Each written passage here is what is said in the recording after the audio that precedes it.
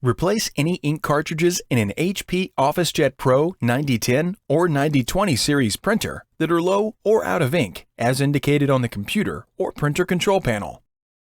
Open the front door and lift the cartridge access door. Wait until the carriage is idle and silent. On the cartridge to replace, push in on the front to release it, and then remove it from the printer. Set the cartridge aside for recycling.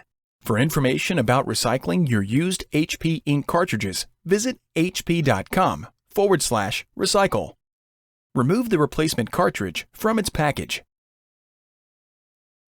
Without lifting the carriage latch handle, hold the cartridge by its sides and slide it into its slot by matching the letter on the cartridge with the letter on the carriage. Push the cartridge forward until it clicks into place.